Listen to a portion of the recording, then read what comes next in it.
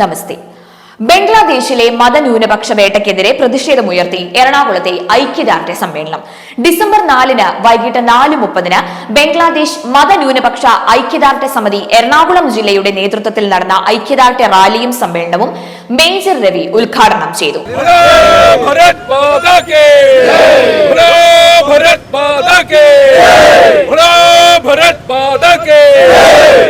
ബംഗ്ലാദേശിലെ മനുഷ്യന്മാർ അത് മരിക്കുന്നത് ഹിന്ദുവോ മുസ്ലിമോ ക്രിസ്ത്യാനിയോ എന്നുള്ളതല്ല. പക്ഷെ അവിടെ കാട്ടിക്കൂട്ടുന്ന ഒരു പ്രത്യേക വിഭാഗം വേറൊരു വിഭാഗങ്ങളെ തല്ലിക്കൊല്ലുക എന്ന് പറയുന്നത് അത് അവരുടെ മാനസികമായിട്ടുള്ള ഒരു വിഭ്രാന്തിയാണ് കാണുന്നത്.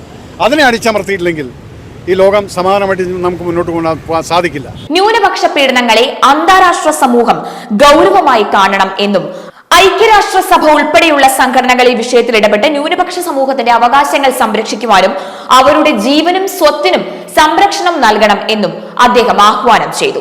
തുടർന്ന് എറണാകുളം ബോട്ട് ജെട്ടി പരിസരത്തു നിന്നും ആയിരങ്ങൾ പങ്കെടുത്ത ഐക്യദാർഢ്യ റാലി സമ്മേളന നഗരിയായ ഹൈക്കോർട്ടിനടുത്ത വഞ്ചി സ്ക്വയറിൽ എത്തിച്ചേർന്നു.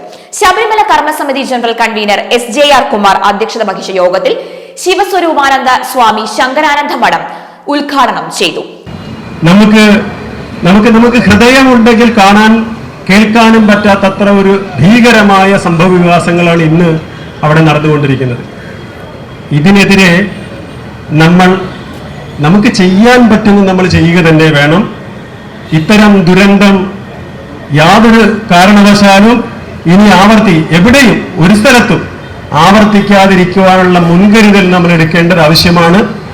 കേരളത്തിലെ മഹാഭൂരിപക്ഷം വരുന്ന ഹിന്ദു സമാജത്തിനും നമ്മുടെ സഹോദരങ്ങൾ ഈ കേരളത്തിന് പുറത്ത് ഭാരതത്തിലോ അതല്ലെങ്കിൽ വിദേശത്തോ അവരനുഭവിക്കുന്ന പീഡനങ്ങളെ കുറിച്ച് നമുക്ക് വ്യക്തമായ ധാരണ ഇല്ല എന്നതാണ് സത്യം. ഹിന്ദു ഐക്യവേദി സംസ്ഥാന പ്രസിഡന്റ് RV ബാബു മുഖ്യപ്രഭാഷണം നടത്തി. ഭാരതം എല്ലാ മതങ്ങളെയും സമഭാവനയോടെ കണ്ട ഒരു പാരമ്പര്യം നമുക്കുണ്ട്. ആ പാരമ്പര്യത്തിലെ തുടർച്ച ഹിന്ദുക്കൾക്കുണ്ട്.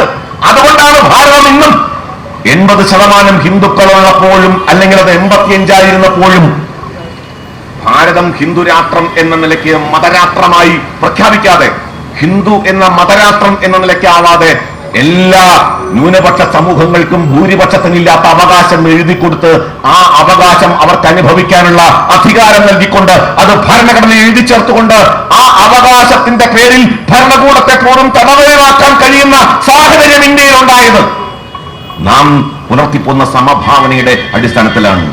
അറേബ്യൻ രാജ്യങ്ങൾ പോലും ജൂതവിരോധം അവരുടെ കുട്ടികളുടെ പഠന ബുക്കുകളിൽ നിന്ന് എടുത്തു മാറ്റുമ്പോൾ ഇവിടെയും അവിടെയും എല്ലാം ബംഗ്ലാദേശിലും ഇന്ത്യയിലും എല്ലാം നാം അത് തന്നെയാണ് പഠിപ്പിക്കുന്നത്. സ്വന്തം എല്ലാ വിഭാഗം ജനങ്ങളുടെയും നികുതി പണത്തിൽ നിന്നെടുത്ത് നാം പഠിപ്പിക്കുന്നു അവരെ നമ്മളെ വിരോധികളായിട്ട് കാണാൻ.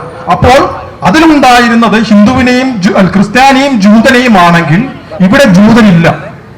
പകരം ജൂതരുടെ സ്ഥാനത്തേക്ക് ഹിന്ദുക്കളെ കൊണ്ടുവന്നിരിക്കുന്നു.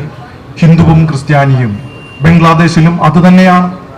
വിശ്വ ഹിന്ദു പരിഷത്ത് സംസ്ഥാന ജോയിന്റ് സെക്രട്ടറി അഭിനു സുരേഷ് സ്വാഗതവും BJP ജില്ലാ ട്രഷറർ ശ്രീകുട്ടൻ തുണ്ടത്തിൽ നന്ദിയും പറഞ്ഞ യോഗത്തിൽ വിവിധ ഹൈന്ദവ ക്രൈസ്തവ സംഘടനാ പ്രതിനിധികൾ പങ്കാളികളായി.